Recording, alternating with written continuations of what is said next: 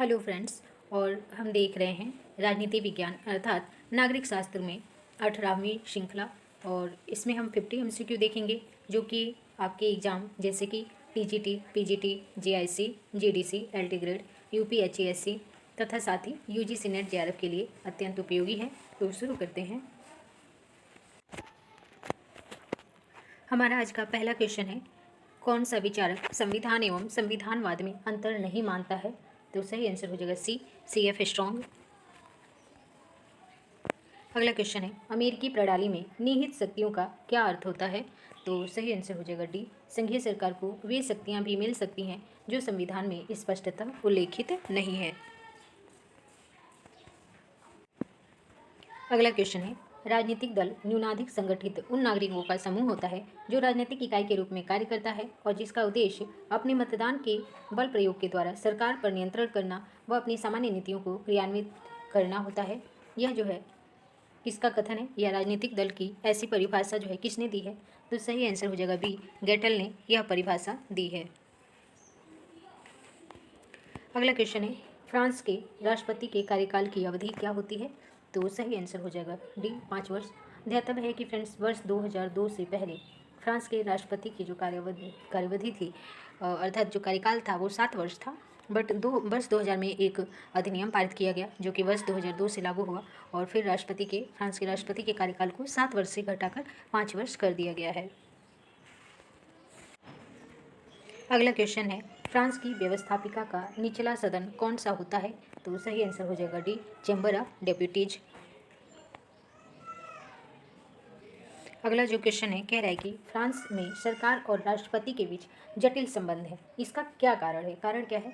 तो सही आंसर हो जाएगा सी, एक मिलीजुली राष्ट्रपति और संसदीय प्रणाली की वहाँ पे सरकार है, इसीलिए अर्ध अध्यक्षीय जो है कहते हैं वहाँ की व्यवस्था को। फिर अगला जो क्वेश्चन है कह रहा है कि फ्रांसीसी व्यवस्था जो है ये कैसी है, इसके बारे में बताना है। तो सही आंसर हो जाएगा सी, ये ना तो शुद्ध रूप से अध्यक्षात्मक है और ना ही शुद्ध रूप से संसदात्मक है, बल्कि दोनों का जो है मिश्रण है। अगला क्वेश्चन है, हम एक संविधान के अंतर्गत कार्य करते हैं किंतु संविधान वह है जैसा कि न्यायाधीश बतलाते हैं कि वह यह कहता है, यह जिस न्यायपालिका के विषय में है वह कौन है? तो ये अमेरिकी न्यायपालिका के विषय में है। सही आंसर हो जाएगा सी। अगला क्वेश्चन है, लौह आवरण शब्द को किसने प्रचलित करवाया? तो सही आंसर हो जाएगा ए, चर्चिल के फुलटन भाषण द्वारा ये जो है शब्द प्रचलित हुआ। और ये जो भाषण है वो काफ़ी फेमस है क्योंकि इसको जो है शीत युद्ध की शुरुआत जो है मानी जाती है। अगला क्वेश्चन कह रहा है कि निम्नलिखित में से शक्ति संतुलन की विशेषता कौन सी नहीं है? नहीं है पे ध्यान देंगे। सही आंसर हो जाएगा सी, शक्ति संतुलन की स्थापना स्वतः ही हो जाती है।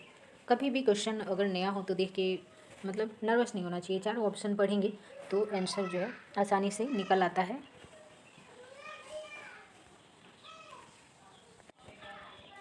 अगला क्वेश्चन है, फ्रांस की राज्य क्रांति का स्वरूप जो है कैसा था, क्या था? तो सही आंसर हो जाएगा ई, बुर्जुआ। अगला क्वेश्चन है, फ्रांसीसी क्रांति का नारा क्या था? आसान क्वेश्चन है, डी आंसर हो जाएगा स्वतंत्रता, समानता और बंधुत्व जो है यही नारा था। अगला क्वेश्चन कह रहा है कि नव उपनिवेशवाद के संबंध में क्या सही है? तो नव उपनिवेशवाद प्रभाव क्षेत्र का साम्राज्य है, यह एक आधुनिक साम्राज्यवाद है। आधुनिक साम्राज्यवाद ये तो सही है। अगला कह रहा है, नव उपनिवेशवाद में एक शक्तिशाली राष्ट्र से और अपेक्षाकृत एक कम शक्तिशाली राष्ट्र का संबंध एक आर्थिक उपनिवेश अथवा उपग्रह का होता है, ये भी सही है। और सी है, इसमें बहुराष्ट्रीय कंपनी द्वारा खनिज संपदा एक उपभोक्ता व्यापार पर नियंत्रण आदि साधनों का प्रयोग किया जाता है। तो सही आंसर फ्रेंड्स हो जाएगा डी, उपरोक्त जो है सभी कथन सही हैं। नव उपनिवेशवाद का मतलब यह है कि जो नए युग में जो भी शक्तिशाली राज्य हैं तो वो अपेक्षाकृत जो कम शक्तिशाली हैं या कमजोर राष्ट्र हैं तो अपनी आर्थिक नीतियों के माध्यम से जो है उनका शोषण करते हैं, उन पर दबाव बनाते हैं अपनी जो है नीतियों को मानने के लिए। अगला क्वेश्चन है, जीवन स्वतंत्रता एवं सुखानुसरण तथ्य है, कहाँ का तथ्य है?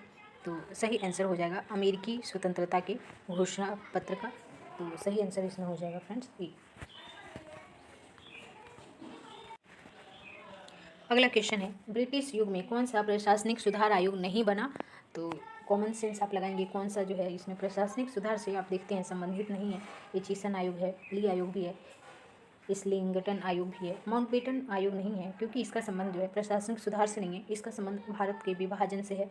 तो सही आंसर हो जाएगा सी।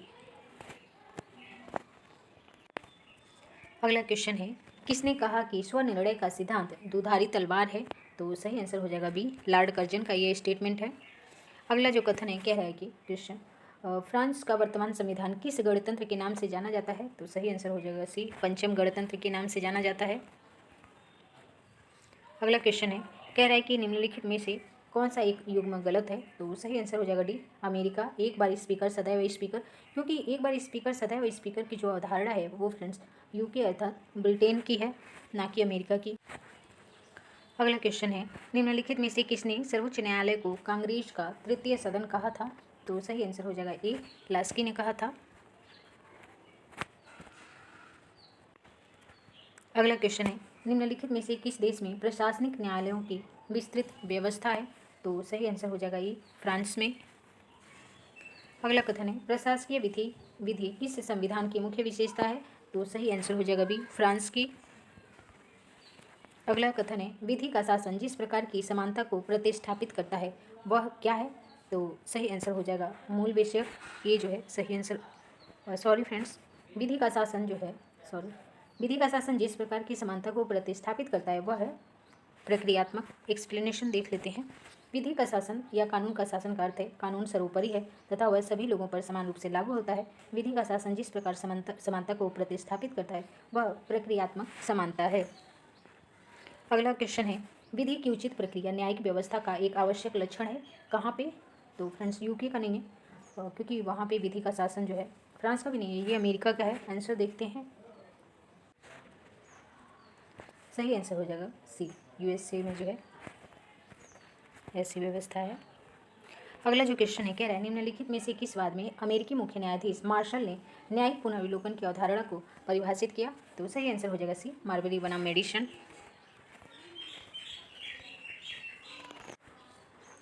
अगला क्वेश्चन कह रहा है, निम्नलिखित में से किस एक वाद में अमेरिकी मुख्य न्यायाधीश मार्शल ने न्यायिक पुनर्विलोकन शक्ति को मान्यता दी थी?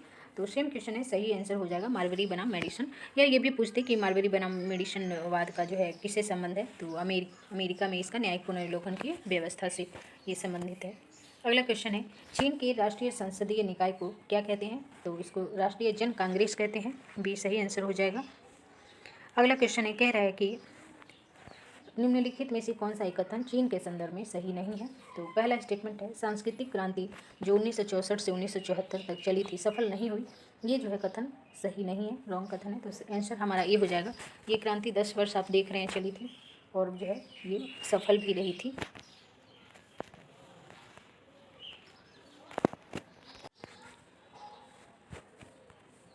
अगला क्वेश्चन कह रहा है, आयशा बर्लिन ने टू कॉन्सेप्ट ऑफ लिबर्टी में क्या प्रतिपादित नहीं किया? क्या प्रतिपादित नहीं किया ये देखना है। स्वतंत्रता और समानता तो स्वतंत्र मूल्य हैं, ये तो कहा था। स्वतंत्रता केंद्रीय मूल्य है, ये भी कहा था। सामाजिक आर्थिक असमानता को राज्य के कार्यक्षेत्र के भीतर माना, ये जो है ऐसा उन्होंने नहीं माना, इसलिए सही आंसर सी हो जाएगा। आप देखते हैं कि जो है आयशा बर्लिन जो है कहते हैं, उनके अनुसार सामाजिक आर्थिक असमानता को राज्य के कार्यक्षेत्र के भीतर नहीं माना जा सकता है। अगला कथन है, क्वेश्चन है, लॉर्ड सभा जब ब्रिटेन के सर्वोच्च न्यायालय के रूप में कार्य करती है तो उस समय हाउस ऑफ लॉर्ड्स में कितने सदस्य कार्यवाही में भाग लेते हैं? तो सही आंसर हो जाएगा सी, सिर्फ कानूनी सदस्य जो है भाग लेते हैं जब भी लॉर्ड सभा जो है सर्वोच्च न्यायालय के रूप में काम करती है। अगला जो क्वेश्चन है कह रहा है, अमेरिका के राष्ट्रपति चुनाव में यदि कोई प्रत्याशी आवश्यक बहुमत नहीं प्राप्त कर पाता तो इसे निर्णय के लिए किसे निर्देशित किया जाता है? तो सही आंसर हो जाएगा सी, प्रतिनिधि सभा को जो है निर्देशित किया जाता है। एक फैक्ट और देख लेंगे, और साथ ही उपराष्ट्रपति के विषय में ऐसा निर्णय जो है सीनेट लेती है। यदि उपराष्ट्रपति को जो है स्पष्ट बहुमत नहीं मिलता है तो वो जो है किसी भी 3 व्यक्ति जिन्हें सर्वाधिक मत प्राप्त हैं उनमें से किसी एक को, सीनेट है तो उपराष्ट्रपति को चुन लेगी और प्रतिनिधि सभा है तो वो राष्ट्रपति को जो है चुनती है।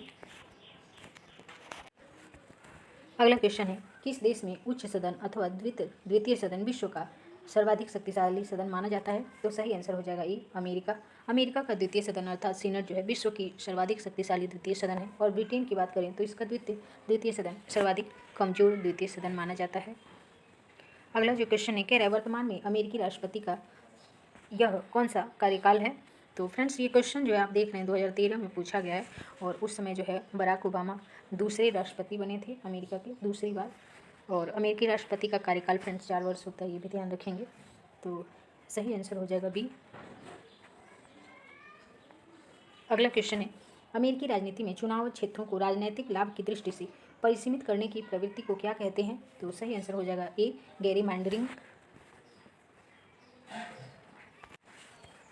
अगला क्वेश्चन है, संयुक्त राज्य अमेरिका में कार्यपालिका का प्रमुख कौन होता है? तो सही आंसर हो जाएगा सी, राष्ट्रपति होता है। अगला क्वेश्चन है, अमेरिकी राष्ट्रपति की शक्तियाँ कैसी होती हैं? तो प्रमुखतः कार्यकारी होती हैं, क्योंकि वही कार्यपालिका का प्रमुख होता है। अगला क्वेश्चन कह रहा है कि अमेरिकी की प्रतिनिधि सभा के सदस्यों की कुल संख्या कितनी है? तो सही आंसर हो जाएगा सी, 435 है प्रतिनिधि सभा में। सीनेट में पूछता तो 100 है, क्योंकि वहाँ पे 50 स्टेट हैं, तो प्रत्येक स्टेट से जो है 2 मेंबर जाते हैं। अगला क्वेश्चन कह रहा है, संयुक्त राज्य अमेरिका के राष्ट्रीय विधानमंडल के रूप में जाना जाता है किसे? तो सही आंसर हो जाएगा डी, कांग्रेस कहते हैं वहाँ की केंद्रीय व्यवस्थापिका को। अगला क्वेश्चन है, बहुदलीय व्यवस्था नहीं पाई जाती है कहाँ पे? तो सही आंसर हो जाएगा क्यूबा में, अन्य जगहों पे बहुदलीय व्यवस्था पाई जाती है। अगला क्वेश्चन है, अमेरिकी सीनेट विधायिका का, तो सही आंसर हो जाएगा ऊपरी और प्रबल सदन है। अगला क्वेश्चन है, सीनेट के कुल सदस्यों की संख्या कितनी है? तो सही आंसर हो जाएगा 100 है, क्योंकि 50 राज्यों में प्रत्येक को 2 प्रतिनिधि भेजने का अधिकार है। अगला कह रहे हैं, निम्नलिखित में से कौन सी शक्ति अमेरिकी सीनेट के पास नहीं है? संधियों को पास करना, ये तो है। महत्वपूर्ण नियुक्तियों को स्वीकृत करना, ये भी है। धन विधेयक को प्रस्तावित करना, ये नहीं है फ्रेंड्स। ये जो है प्रतिनिधि सभा का जो है एक विशेष अधिकार होता है, कमेटी की जांच करना, ये तो है। तो सही आंसर सी हो जाएगा हमारा। अगला जो क्वेश्चन है, कह रहा है निम्नलिखित में से किस देश का संविधान अलिखित है? तो आसान क्वेश्चन है, इंग्लैंड का संविधान जो है अलिखित है, या विकसित भी उसको कह सकते हैं। कह रहा है वर्तमान में संवैधानिक राजतंत्र कहाँ पे है? तो सही आंसर हो जाएगा सी, ब्रिटेन में या इंग्लैंड में है। अगला जो क्वेश्चन है, कह रहा है बहुल कार्यपालिका जो है कहाँ पाई जाती है? तो स्विट्जरलैंड में पाई जाती है बहुल कार्यपालिका। ग्रेजुएशन में आप इसको डिटेल में पढ़े होंगे। अगला क्वेश्चन है, यह किसका मत है कि ब्रिटिश संविधान का अस्तित्व ही नहीं है? तो सही आंसर हो जाएगा ए, डी टाकविले का कथन है। ये क्वेश्चन फिर से पूछा है, इसलिए आगे बढ़ते हैं। ब्रिटेन में संविधान नहीं है, ये कथन जो है डी टाकविले का है। अगला जो क्वेश्चन है, कह रहा है निम्नलिखित में से कौन सा इंग्लैंड का अपर हाउस है? तो सही आंसर हो जाएगा सी, हाउस ऑफ लॉर्ड्स। अगला जो क्वेश्चन है, कह रहा है पाकिस्तान के खुफिया संगठन ISI का अर्थ क्या है? तो सही आंसर हो जाएगा ए, इंटर सर्विसेज इंटेलिजेंस। अगला क्वेश्चन है, ब्रिटिश सम्राट कोई गलती नहीं करता क्योंकि, क्या वजह है? तो सही आंसर हो जाएगा डी, क्योंकि वह सदैव कैबिनेट की सलाह पर ही काम करता है। अगला क्वेश्चन है, ब्रिटेन की छाया कैबिनेट का क्या अर्थ है? तो सही आंसर हो जाएगा सी, विपक्षी दल ने एक समानांतर और अनौपचारिक जो है कैबिनेट बनाया है। आज के लिए फ्रेंड्स इतना ही, धन्यवाद।